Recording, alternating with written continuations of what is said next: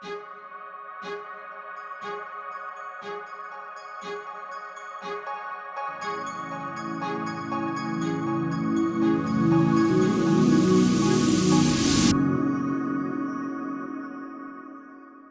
hello and welcome to the Dharma.Life podcast. I am your host, Aloise.life Middleton, and this is the Dharma.Life podcast. And every week we are showing you how to live a 5D life in alignment with your soul.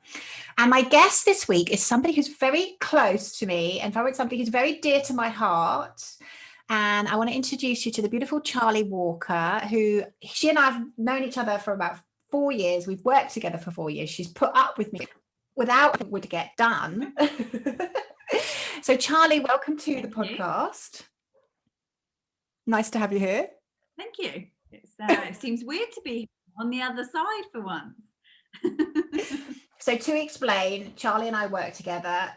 Basically, Charlie and I have known each other for 4 years, and she completes everything. I start everything, and without her, nothing would get finished. But Charlie also has her own amazing fitness business. But the reason I wanted her to come here today is during our time in working together, she has experienced the Akashic Records. And I thought it'd be really nice for you guys. I'm going to talk to you a little bit about what they are and how they can impact your life. But I thought it would be really interesting for you guys to hear from somebody who has gone through, you've had 3 different Akashic Records clearings. So Charlie, first of all, thank you. Well done, because I know this is not your favorite thing to do, really. It's more my bag than it is your bag. You're welcome. Well, I twisted her arm this morning, but yeah, 4 years it's taken me to get you on a podcast, but you've finally done it. So can you share with me, because I think the first story I'd love to share is obviously you were moving in with your partner. And I remember you saying to me, oh, I just can't sleep. So can you just share a little bit about what was going on back then? Yeah, so I moved in with my partner. I moved into his house that he had already had. He'd been living here 6 years. Happily said, you'll love it. It's right next to the beach. It's exactly what you want. Come move in with me. I had my own house and I was like, okay, yeah, I love the beach. I love swimming. The thought of it all just seemed perfect. Moved in and I loved the house. The walls were good. The sea was good. The views were all good, but I couldn't sleep. My dog couldn't sleep. I have a little sausage dog and she wasn't sleeping. She was up and down. My son, who is 8 years old, he wasn't sleeping. And I just put it down to, it was a new place. We all weren't used to it. And my partner was sleeping. He wasn't affected at all. Oh, man. But I just felt uncomfortable. Majority of the furniture was mine. I'd moved in a lot of my stuff. It was a bit of a boy pad before I got here. So it should have felt like mine. It had all my stuff in it. It had me in it. It had my child. It had my dog in it. And it didn't feel like mine until I happened to mention to Aloise, oh, I'm not sleeping. And she kindly offered to do a property clearing. And it changed almost instantly. It was mind-blowing how quickly it changed, and the house suddenly felt like it was my home. And I was sleeping, the dog was sleeping, the child was sleeping, and suddenly everything just seemed so much better. And I could see the house for being what it was, and I was like, oh, I want to decorate this, and I want to do that, and I want to do this, and using the space. And I suddenly realized all the things that I've been told that I'd love about it. No, you loved it. Yeah. Yeah. Cool. I'm still here now and no plans to move. And yeah, I love it. And what happened with the dog? What was she just a bit restless then? Yeah, so she naughtily likes to sleep in my room with me, which she's always done since she was little. And she is a very good dog. She's an old dog. It's not like she was misbehaving puppy. She's an old dog. And she just wouldn't sit down. And she would constantly get up, go walk out of the room, come back in again, get in her bed, scuffle round her bed like dogs do, and sit there for a minute, and then she would get back up again, go back out, come back in again. And she quite often, it would be going in to see my son. So something she was drawn between the two of us, and it felt like she just couldn't checking everything out. She would never usually sleep with him, and she would never even go into his room at night time, but she kept just checking, whereas now she's more than happy Settled. to sleep her way. So I've got here, these pieces of paper are Charlie's results, because I thought I'd dig them out to remind myself what happened. But just to explain to our listeners, so you have a personal Akashic record, but you have also a property Akashic record. And obviously people will have lived in your property before you've lived there. And what then ends up happening is energy gets stored in that property. Now, if somebody has had something negative happen to them, then the chances are the property will store negative energy. And the other thing that can happen is we can have gateways and portal ways open between this world and the spirit world, where energy can come in and come through. So when I reminded myself of what was going on in your place, Charlie, basically what I could see was you had what we call open. And the easiest way to describe that is, imagine if you've got a main road and your house was on the main road and you left your windows open at night. You would hear all that traffic, basically. And that is a portal way, enables energy and spirits to come in through that portal way into the property. So how it showed up for the dog, so obviously it's very slow, like popping in and out. How it showed up for the dog was, obviously dogs are very sensitive to energy. So poor Tilly, I really could feel this. And obviously she wouldn't settle. And actually Charlie's partner was used to living there, so he would have just got used to it, even though it was not good for him because it lowers the vibration of the property. But obviously you, Charlie, coming from your other place, you could energetically, you could feel something that wasn't right. And didn't sleep, did you? No. Which is rare. I'm a good sleeper. That's not. Yeah, it's one of your superpowers. Yeah. And then you also had a gateway in the property, and the gateway is like having both your doors, your patio windows open on a main road. So you will have had even more energetic traffic of spirits and energy coming in and out of your property. Like we've just bought an investment property. I haven't told you this, Charlie, but we went there the other day and I could feel the lady living who was passed away. Basically, it was a probate property and she'd passed away. And I kind of knew that was my role, because Matt said, "Oh, do you want to go and see the property?" And I kind of was like, I was quite busy, but then something told me I needed to go. Yeah. So I just had a little chat with the lady in the property, and she was, no, we're not doing that. We're just doing it up. It's going to be really nice. And we had a nice little chat. And then I said to her, "Do you want to go over?" And she said yes. And so often we can have spirits and earthbound souls in our property. But what was happening in Charlie's flat was there was a portal way open and a gateway, which was like enabling this energy to come in and out, which is very uncomfortable for us as humans. You probably can't put your finger on exactly what it is, but if you feel uncomfortable and you can't sleep, then there's probably a reason. So I always advise people to get their properties cleared before they move in, because if you've got an energetically supportive environment, it helps you then manifest and be healthy. Like if you'd have stayed in that and we hadn't sorted it out, you probably would have been, not sleeping for quite a long time. Yeah. And then the other thing that was in there as well was an energy of miscommunication. So again, it's good to clear any negative energy, because if you're going into a new relationship and there's an energy of miscommunication, you would then end up in that energy of miscommunication, causing you and your partner, you just moved in with your new partner, it's all really exciting, and then you start to miscommunicate, which would not be good. No. So, and then you very kindly, when I was first learning this modality a couple of years ago now, you were one of my first victims, weren't you? And can you share with the guys what you remember from your clearing? So the other thing we do is we do the Akashic Records. We go in and we look at the blueprint of the soul, but we also look at the realignment aspect. And so can just share with the guys what you can remember from that reading. So I think the main thing that I remember from the reading is it was almost that reassurance of how I already feel and the things that I know about myself, that I think I'm quite aware of myself and how I come across to people. And it was just knowing that it had come from somewhere else, and how that could be portrayed in a negative way and in a positive way. It was nice to hear both sides of it, rather than someone just always telling you, oh, you're nice, you're kind, you're happy, you're smiley, you're good at exercise. That's all the things that you usually hear. It's nice to sort of hear the other side of things.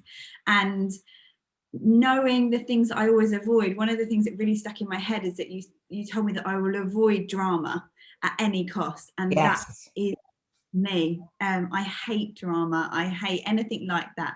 And it was always an unusual thing because I'm quite a confident person, but that made me quite timid.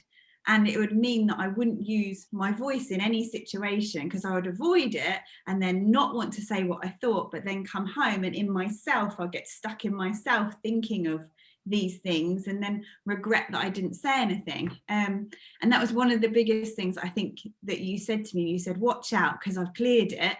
What was it that we cleared? Can you remember what it was called? No. Vow of silence. Vow of silence, yes.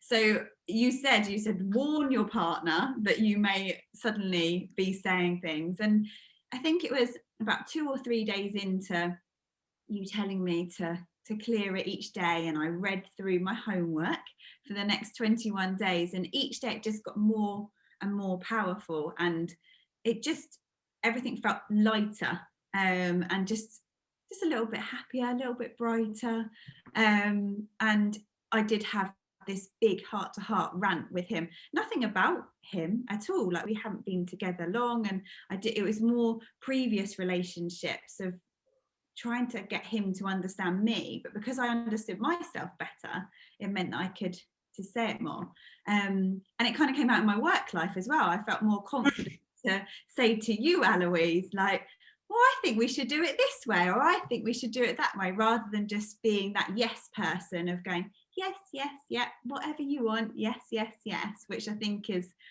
probably would be seen as a nice thing, but had kind of become my downfall. Yeah, I think, like, again, to explain, you and I have had lifetimes where we've worked together. And, I think where the vow of silence, or how it operates and how it works for people, is often in past lives. We've gone into some type of spiritual authority and we've said, okay, I'm going to take a vow of silence and I'm not going to share what's my truth. And if we think about this in the spiritual sense, as we rise our energy through our chakras, we're going to get to the throat. We have to learn to speak our truth.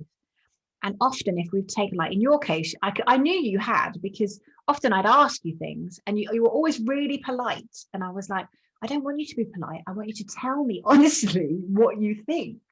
And obviously how a vow of silence manifests is it's really difficult for you to voice what's going on for you. And like my husband, I told you that Matt had one. Yes, yeah, you did. That's, I think, why you warned me, because you cleared his. And right.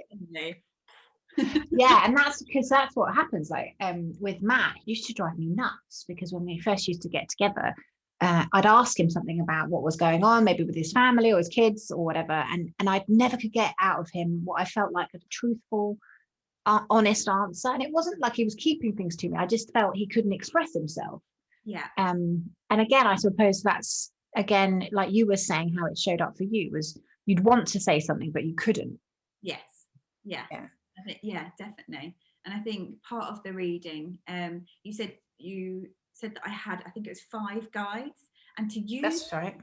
Very good. Very well remembered. It's the little things that stuck in my head, and I never really thought about using my guides. I kind of had an awareness that they were there, but to someone to say to me, use them. Yeah, talk to them. They're there. Was just a little light bulb that I was like, oh, okay, use them. Talk to them. Yeah, and they're very handy. Like, what's interesting is once you start talking to them, I don't know if you've done this, but this is something you could do next, is ask them their names. Mm-hmm. And if you just pose that question and then you go about your day, you'll find that these random names, I know the names of mine. I've got, she says now, they'll sort of flash out, Deborah, and I can see them now, because when you start to communicate with them, they'll start to come through. So your homework from this podcast, Charlie, is to just ask them their names and then see what comes in the next 3 days. And then if you use use a pendulum, you can check that whether that's true. Yeah. So in my case, I've got Deborah and Spike. And Deborah, I can see her now, I'm talking to you, she's got beautiful, really elegant lady, beautiful dark hair, very taken care of. And then I've got Spike, who's like this hippie with like long curly hair, and he's just a bit more alternative and boho. Yeah. And then I've got Hiawatha, who's a Indian guide that I've got. And I've also got Sheba, who is a Black Panther, and I've also got a white wolf.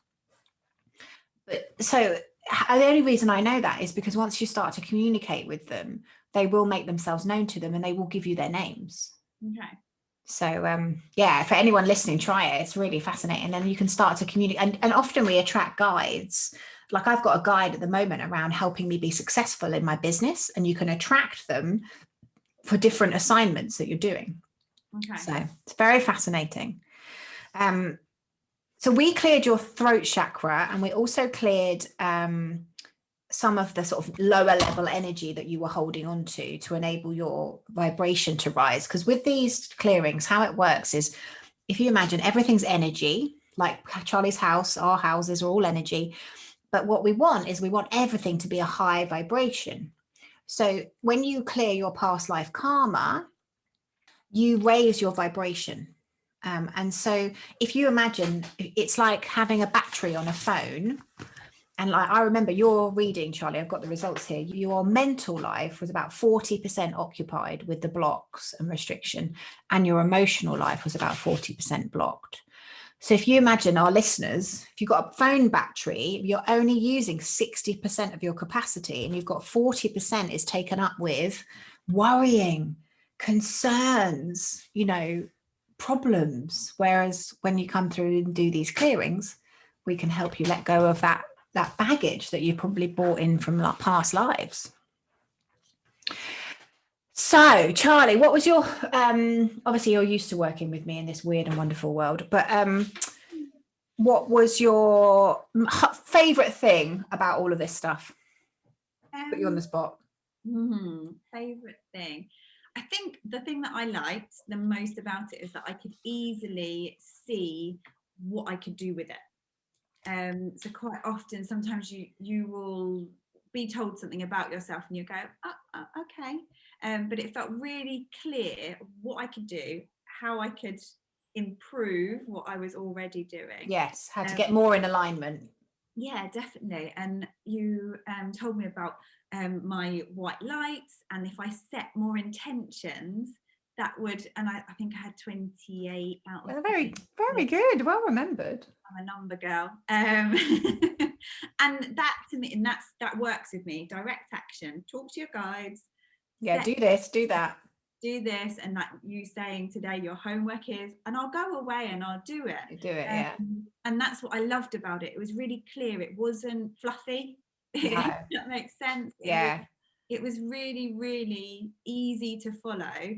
And I loved spending the next 21 days having that focus, getting up every morning, reading through my script and thinking about those things, clearing those blocks, and then feeling it. Noticing the difference. Yeah, and I think one of the things we do, which is really useful for people that you were just sharing there, is when we go into your blueprint of your soul, I can see what energy type you are, and I can tell you how you can work positively with it and how it can be negative. So like in your case, for example, you remembered the negative aspect, which you didn't want to do. But like the negative aspect of what your soul group is you have to learn through doing. If you're stuck behind a desk, studying, that will zap you. Yes. So what we do is we show you how to do things positively and where you might get stuck. So it's almost like a consciousness trap that you then don't get stuck in, because you know how to get yourself out of it and what you should be doing. Yes. And I think that was the main key thing for me, is that I could see what I had to do, and I didn't need to keep coming back to you. I don't think we really talked about it afterwards, because I didn't need to. I knew where I needed to go. I knew what I needed to do, and it was clear how I could. And your partner noticed the difference, didn't he, with the voice and the vowel silence? Yeah, he did, in a really positive way. But he did notice, which was nice, and it was good. And I've noticed, and I really, like, as I said, I value your opinion. So it's great now. I can get your opinion without it kind of like, come on, tell me. So it's great. Oh, Charlie, you've been a star. Thank you so much. I really appreciate you coming on. I know this is not your favorite thing to do, but I just wanted I wanted the guys to hear it from somebody who'd really gone through it rather than just take my word for it. So I really appreciate you coming on. And I'd like to publicly thank you for all of the work you do for me. I know I can have my ups and downs, but I would like to say that I really appreciate having you on my team, and I feel like we're doing this together. Yes. And I really appreciate that. So thank you. No, I love it each day. Love you. Love the work. It's all good. Excellent. Thank you for having me on. No problem. Thank you very much. So thank you to Charlie, and I hope you guys found that interesting about what it is I actually do in Akashic Record reading. But just to kind of reiterate, in an Akashic Record reading, what happens is I go into your Akashic Record, and obviously you have had lifetimes before this one. And I can go in and I can see your soul blueprint, who you are at soul level, and then we can get you into alignment with who you are and what you should be doing. And obviously this whole illusion that we need to work harder to make money and to do well is completely an illusion. Actually, if you're in energetic alignment with who you are at soul level, things can manifest very quickly. And then what we do is we remove any blocks and restrictions. So you could see with Charlie, she had a vow of she didn't have poverty. She had vow of silence, vows of poverty, vows of obedience. We can look at soulmate contracts. Often people are in relationships with people where they've got soulmate contracts, and everybody thinks, oh my goodness, I really want, to meet my soulmate. But actually that can be quite a toxic relationship. And if you've got a soulmate contract, it can be difficult to leave a partner, even though you don't necessarily want to be with them because you feel this sense of connection. We can also look at any problems around money. So often we've taken contracts, in my own journey, for example, I never had problems making money in my business career. But as soon as I moved more into spiritual teaching, I had loads of problems and I just couldn't understand it. But actually now I've been into my Akashic Record and I've had a look. It's because I had 10 lifetimes as a spiritual teacher. And I had taken vow on contract after contract after contract, basically saying I'd keep my prices very low. So it's absolutely fascinating how it all plays out. And obviously this is your karma in this lifetime. Now, karma can be completely rectified by pure action alone.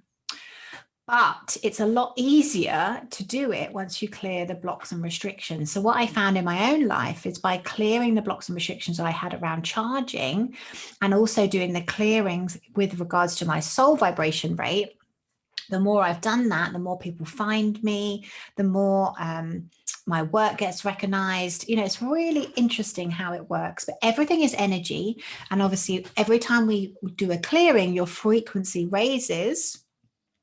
And then that is reflected back to you externally by the universe. So it's absolutely fascinating stuff. I have looked at, I'm using it in my own life to obviously serve other people, but also help me in the areas I feel blocked.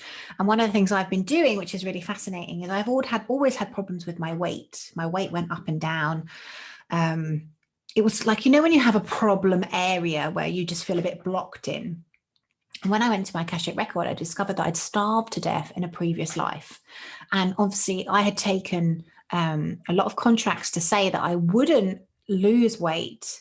I would actually put on weight as I got older because my body and my soul was worried about that happening again.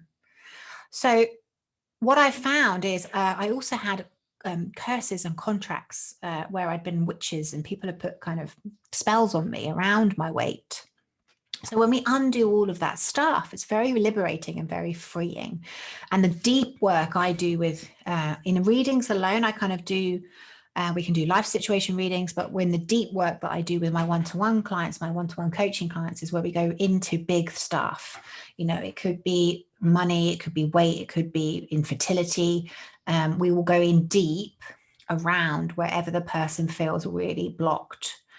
So it's really interesting stuff. As I said, in the sort of, I think I've been doing it for about 1.5 years myself. And I've obviously been doing it before then for about 2 years. So in the 3.5 years that I've been working with the records, it has been the most transformational, liberating journey. So if you would like to come and do an Akashic Record reading with me, please have a look at my website, Aloise.life. You can come there and you can sign up. What I would say is it's not a psychic reading, it's a clearing. So you do get psychic information. You do get to understand who you are at soul level. You do get information from your past. But really the way I'd like you to look at it is we're clearing your record and we're clearing your vibration so that you are naturally raising your vibration and having a bigger impact in the world. And also I'd like you to sort of consider that in an ideal world, to get the best out of this, you'd need to come and do a series of clearings, because we're working through, you've probably had a minimum of about 25 past lifetimes. So where it works really, really well is with the one-to-one clients, because I can really go deep with them. And we still have to take the action. It's not magic. I'd like to point that out. It's not like I can clear you and then suddenly you get everything you want. No, that doesn't work. How it works is we clear your blocks where you were feeling restricted and maybe where you felt blocked, but then you take the action and it works because we've cleared the blockage. So thank you so much for listening to this podcast today. I'm hoping that has answered a lot of questions for you. I get so many questions about the Akashic Records, how they work, and what is the impact of them. And I think what's amazing about the time that we're living in right now is obviously we are ascending from 3D to 5D. And we've had access to the records for the last, 10, 20 years. And that makes it easier because humanity's been kept in this karmic cycle, in this karmic loop. The samsara is such that we have to keep coming back until we clear our karma and until we manage to get out of the samsaric cycle. And obviously with what's happening at the moment on the planet, we are raising and shifting into this new fifth dimensional energy. And for me, this last year, when everybody's been stuck inside with Corona, the last year for me has been really working really deeply in my Akashic record and clearing out lifetimes of blocks and restrictions that I've had that have held me back. And I've definitely noticed and felt the shift. I've seen it in my own work. I've seen it in how I feel about myself. It's kind of like spring cleaning your past lives. And then that enables you to be able to show up in and own your power. One of the things we do is we look at all of the negative thought forms that you are holding or perpetuating. So if you've got a lot of self-doubt and you've got a karmic pattern of guilt, it's unlikely that you're going to move forward because you're continually telling yourself you're not good enough and you're also feeling guilty. And most people, on average, have between 40 and 50% of their mental energy and their emotional energy is blocked or taken up with these blocks and restrictions that we can move. So it's very, very freeing. I think the other thing I've really noticed is I could never used to meditate because my brain was too busy and I had too much going on and I was, continually in my head. And obviously, since doing the clearings, I'm able to just not think and go into non-thinkingness, which is just such a blessing because then you're able to live in the present and you're not living in the future when you're not living in the past, you're really present. And then from there, you can set your intentions, let go, and know that if you're taking action on a consistent, regular basis, that they are going to manifest because you're not stuck in your head. You're not worried about stuff. You're not using your energy in a kind of in the wrong direction. Obviously, what you think about, you will create. So if you're worrying, you've got anxiety, you've got self-doubt, you've got self-criticism, you've got trauma, you've got victimization, that's where you're sending your energy. That's what you're creating in your reality. We want your energy freed up. We want your energy clear. And we want you in a high vibrational state so you can manifest and pull in what it is that you want. So you beautiful people, any questions, please leave them below. Please put in the comments what you got from this video.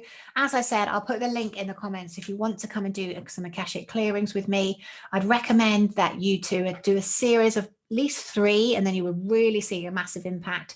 And for those of you that really want to go deep, I have 2 one-to-one spots at the moment. I take 5 clients a year where I work intensively with them, one-to-one, doing coaching. So a combination of coaching and Akashic record clearing, which is, I don't know anybody else doing it.